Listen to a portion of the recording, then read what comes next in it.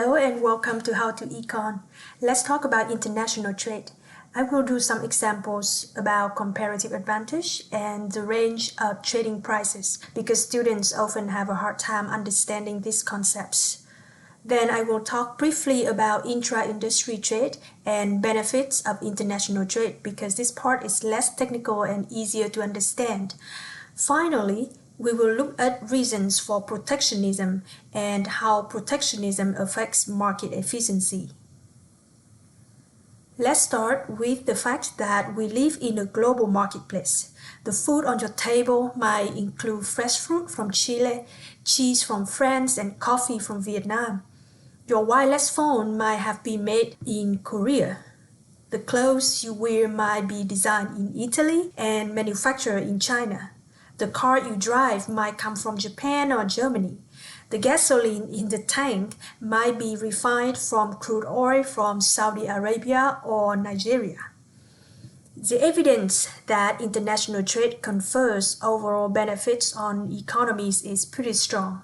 Many of the international economies that have shown the most rapid growth in the last several decades, for example Japan, South Korea, China and India, have done so by dramatically orienting their economies toward international trade.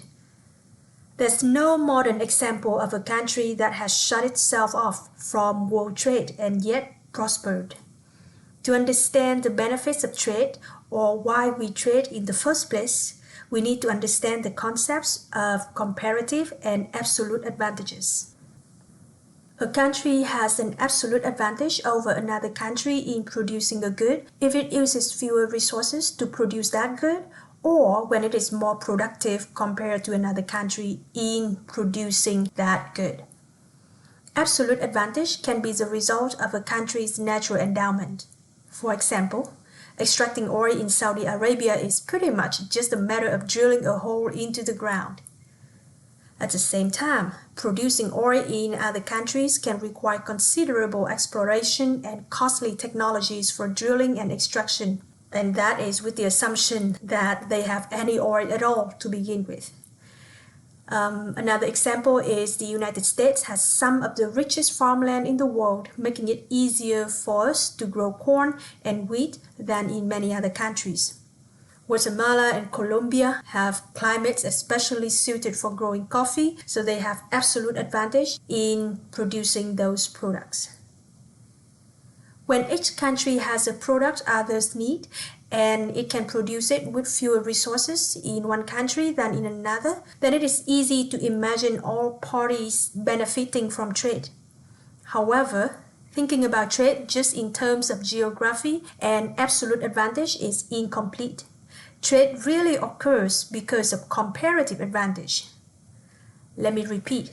Trade is based on comparative advantages rather than absolute advantages. A country has comparative advantage when it can produce a good at a lower cost in terms of other goods. The question each country or company or business should be asking when it trades is this: what do we give up to produce this good? It should be no surprise that the concept of comparative advantage is based on this idea of opportunity cost.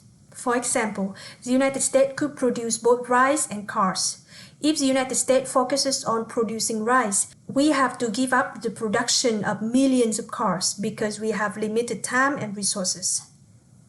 Because cars are expensive, the opportunity cost of growing rice in the United States is high in this case. At the same time, Vietnam could produce rice, but not many cars. For the sake of simplicity, we assume that rice and cars made in both Vietnam and the United States have similar quality. Now, if Vietnam focuses on producing rice, they only give up a few cars. So the opportunity cost of growing rice in Vietnam is relatively lower than that in the United States. We say that Vietnam has comparative advantage in growing rice. That also means the United States has comparative advantage in producing cars. Remember that a country can have absolute advantages in producing both products, but it only has comparative advantage in producing one out of two products. Let's take a look at a numerical example of Saudi Arabia and the United States. Assume that each country has 100 worker hours, or the total hours that their workers work. To produce 1 barrel of oil, it takes Saudi Arabia 1 hour. To produce the same amount of oil, it takes America 2 hours. To produce 1 bushel of corn, it takes Saudi 4 hours, while it's just 1 hour for America. We will see first who has absolute advantage in oil production, then who has absolute advantage in corn production, and then who has comparative advantage in oil production, and who has comparative advantage in corn production. So first of all, we see that it takes Saudi less time, 1 hour, to produce 1 barrel of oil, while it takes the United States more time, 2 hours, to produce the same amount of oil. Therefore, Saudi has absolute advantage in producing oil because it can produce oil faster than the United States. Similarly, it takes the United States less time to produce 1 bushel of corn, while it takes Saudi more time to produce the same amount of corn. Therefore, the United States has absolute advantage in producing corn. How about comparative advantage? For Saudi, to produce 1 barrel of oil, it takes them 1 hour. With this 1 hour, if they didn't produce oil, they could produce a quarter of a bushel of corn. That means Saudi has to sacrifice a quarter of a bushel of corn to make 1 barrel of oil. Or we can say that the opportunity cost of producing 1 barrel of oil is a quarter of a bushel of corn in Saudi. Now for the United States, to produce 1 barrel of oil, it takes us 2 hours. With these 2 hours, if we didn't produce oil, we could produce 2 bushels of corn. That means we have to sacrifice 2 bushels of corn to make 1 barrel of oil. So our opportunity cost of producing 1 barrel of oil is 2 bushels of corn. This means Saudi has lower opportunity cost in making oil than the United States. We say that Saudi has comparative advantage in making oil. Saudi should specialize in producing oil and trade for corn. Doing the same analysis, we have for Saudi to produce 1 bushel of corn, it takes them 4 hours. With these 4 hours, if Saudi didn't produce corn, they could produce 4 barrels of oil. So the opportunity cost of producing 1 bushel of corn in Saudi is 4 barrels of oil. Now for the United States, to produce 1 bushel of corn, it takes us 1 hour. With this 1 hour, if we didn't produce corn, we could make a half of a barrel of oil. So the opportunity cost of producing 1 bushel of corn in the United States is a half of a barrel of oil. This means the United States has lower opportunity cost in producing corn than Saudi. Therefore, the United States has comparative advantage in producing corn. The United States should specialize in producing corn and trade for oil. Now, naturally, the follow-up question could be, if each country specializes in producing the thing that they have comparative advantage in, then trades with the other country, what is the range of trading prices so that both countries can benefit from trade? Well, for Saudi, the opportunity cost of 1 bushel of corn is 4 barrels of oil. So Saudi will not trade more than 4 barrels of oil for 1 bushel of corn. Otherwise, they could rather produce corn by themselves than trade. For the United States, the opportunity cost of 1 bushel of corn is a half of a barrel of oil. So the United States will not trade 1 bushel of corn for less than a half of a barrel of oil. Otherwise, they could rather produce oil by themselves. This leads us to the range of trading price is a half of a barrel of oil, smaller or equals 1 bushel of corn, smaller or equal 4 barrels of oil. Similarly, we could figure out the range of trading prices for 1 barrel of oil. For Saudi, the opportunity cost of producing 1 barrel of oil is a quarter of a bushel of corn. So Saudi will not trade 1 barrel of oil for less than a quarter of a bushel of corn. For the United States, the opportunity cost of producing 1 barrel of oil is 2 bushels of corn. So the United States will not trade 2 bushels of corn for less than 1 barrel of oil. Otherwise, they could produce oil by themselves. By now, you probably figure out that the range of trading prices must be in between two opportunity cost levels for each product. One thing I want to mention is that this kind of questions could be given to you in the form of a table where you see the number of worker hours in each country and how much time that it takes to produce an unit of a product. The questions could also give you a production possibility frontier for each country, like what you see on the screen here. Remember that a production possibility frontier is a diagram that shows the maximum combinations of two products that an economy can produce given the resources it has available. In this example, on the PPF, or the production possibility frontier of Saudi Arabia, you see the maximum amount of oil that this country can produce given its number of worker hours is 100 barrels. This comes from having 100 worker hours and the ability to produce 1 barrel of oil each hour. The maximum amount of corn that Saudi can produce is 25 bushels. On the PPF of the United States, the maximum amount of oil that we can produce by spending all our workers' hours to produce oil is 50 barrels. And if we spend all 100 worker hours to produce corn, we could achieve the maximum amount of 100 bushels of corn. From the graphs, we can easily see that Saudi can make more oil than the United States. So Saudi has absolute advantage in producing oil. The United States can make more corn, so we have absolute advantage in growing corn. Also from the graph, we can see that to make 1 bushel of corn, Saudi has to sacrifice 4 barrels of oil. Loosely speaking, you take 100 barrels of oil divided by 25 bushels of corn.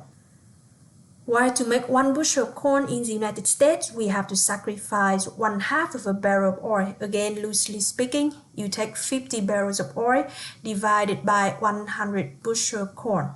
So the United States has to sacrifice less oil to make the same amount of corn with Saudi.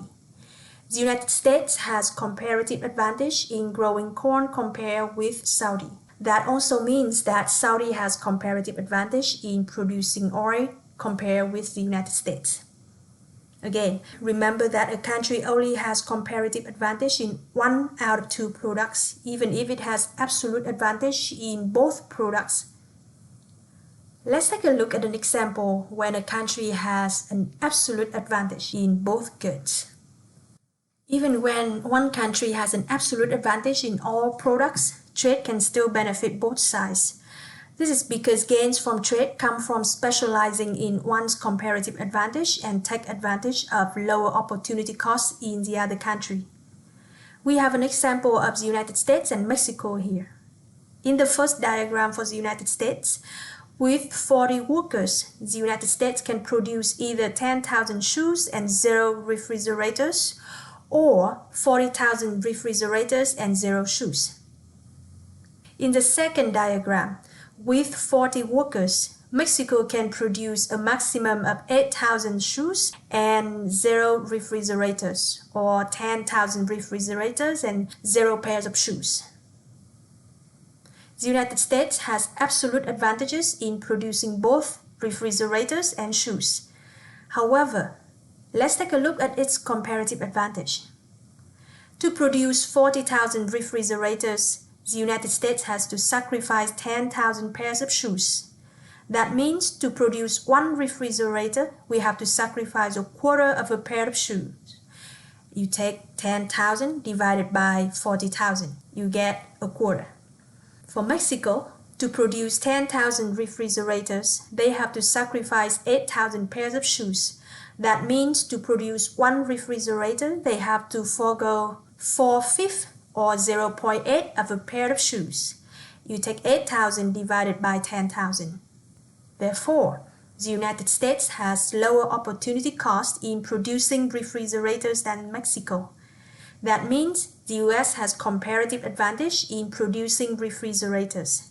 This automatically and mathematically makes Mexico has comparative advantage in producing shoes. You could double check this by yourself by looking for the opportunity cost of making 1 pair of shoes in the United States versus in Mexico.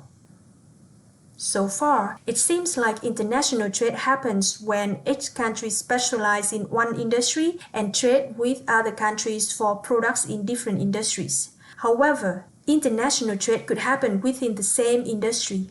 This is what we call intra-industry trade.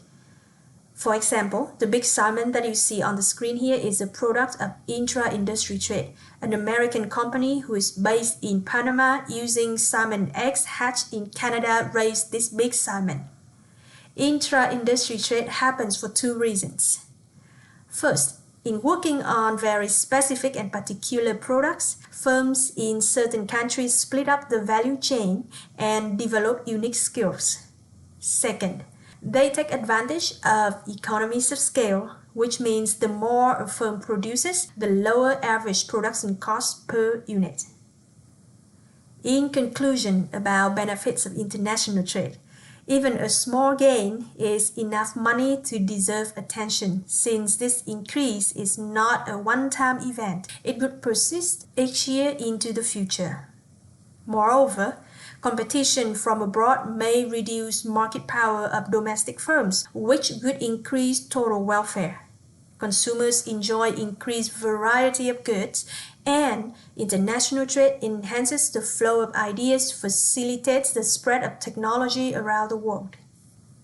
However, some people are not a fan of international trade for different reasons, such as harsh competition from foreign producers or the low quality of foreign products, or people are not happy with how those products being made, so they ask for protectionism. Let's talk about that real quick. Protectionism is when a government legislates policies to reduce or block imports. Protectionist policies often seek to shield domestic producers and domestic workers from foreign competition. Protectionism takes three main forms. The first one is tariffs. They are taxes that governments place on imported products. Import quotas. It is a quantitative limit on imports of a good. And the last one, non-tariff barriers. There are rules, regulations, inspections, and paperwork that make it more costly or difficult to import products. There are some arguments in support of restricting imports. The first one is infant industry argument.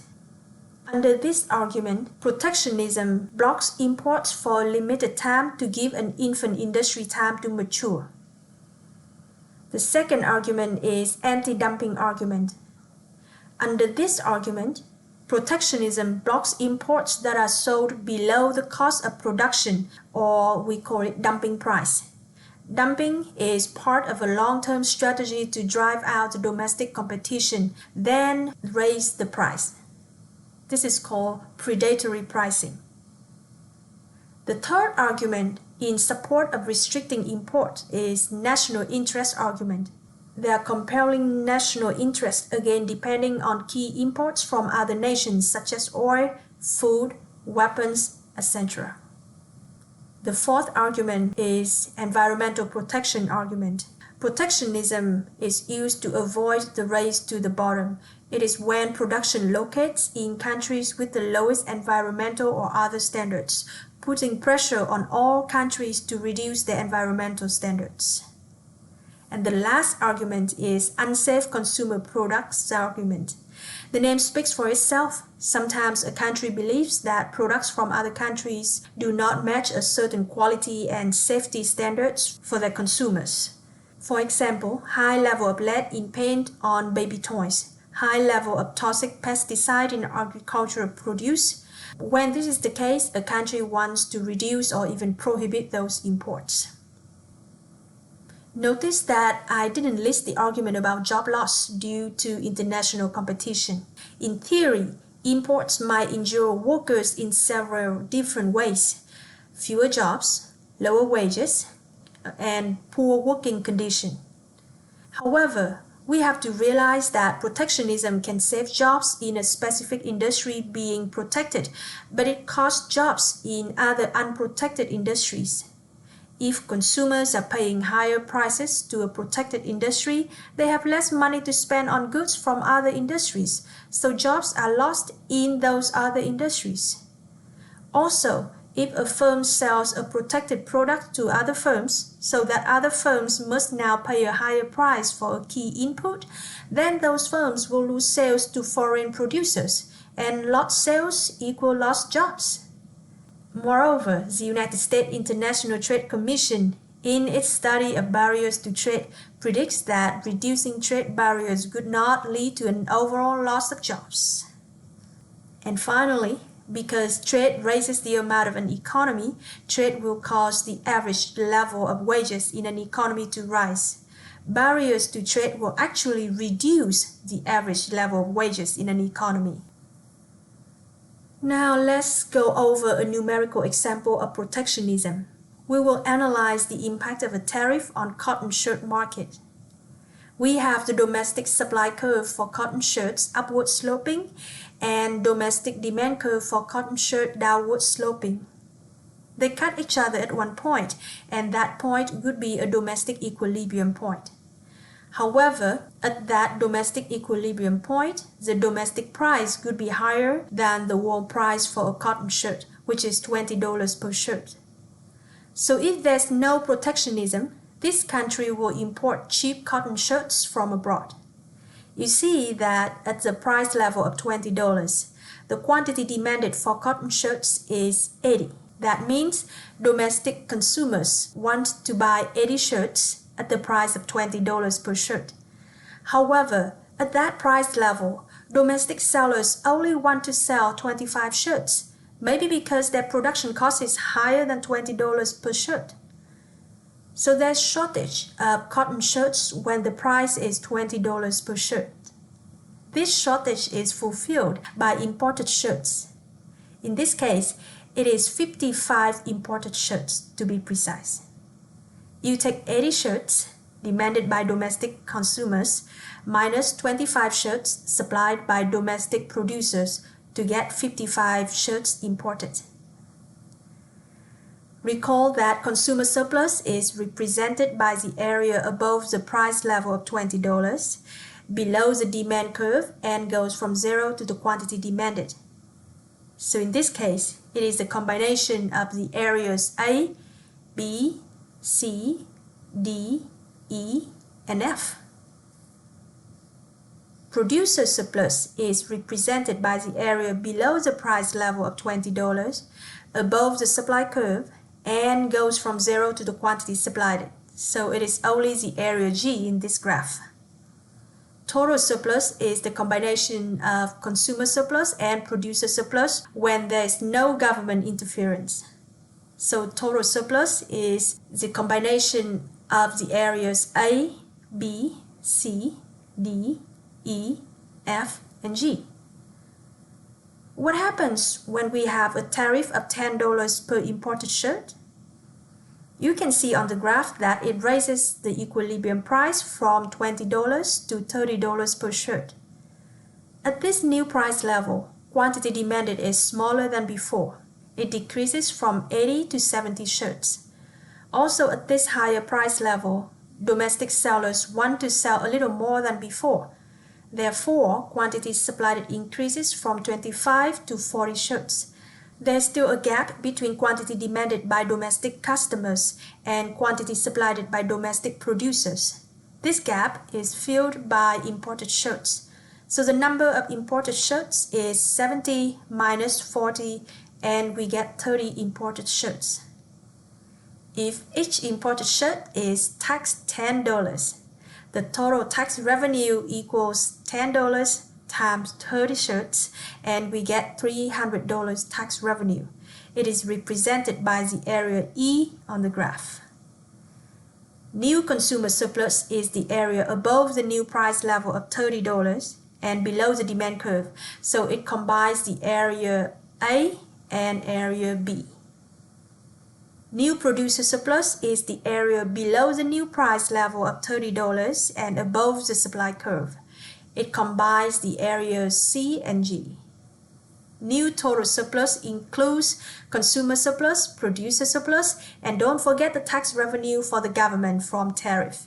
So the new total surplus is the combination of the areas A, B, C, E, and G. If we compare the old and new total surplus areas, we will see that we are missing the areas D and F. The decrease in total surplus is called deadweight loss. In this case, we can calculate exactly how much this country's welfare is lost because of the tariff on imported shirts. First of all, let's calculate the area D. It represents the deadweight loss from the overproduction of domestic shirts. This is because under free trade, the number of domestic shirts was only 25. Many domestic producers have high production costs and cannot produce when the price is that low. With protectionism to make shirts more expensive, domestic sellers can afford to produce more. Now they are producing 40 shirts. The area D is a triangle, so we take the height times base, then divided by 2. We have 40 minus 25 times 30 minus 20, and then divided by 2. We get 75. Now we can calculate the area F. It represents the deadweight loss from the underconsumption of shirts. Recall that domestic consumers wanted and could afford 80 shirts before. Under the tariff, they only can afford 70 shirts. The area F is also a triangle, so we take the height times the base, then divided by 2. We have 80 minus 70 times 30 minus 20, everything divided by 2, and we get 50. So the total deadweight loss is the combination of areas D and F. So it is 75 plus 50, and we get $125. This is the end of our lecture today. Thanks for watching. Keep calm and watch more videos.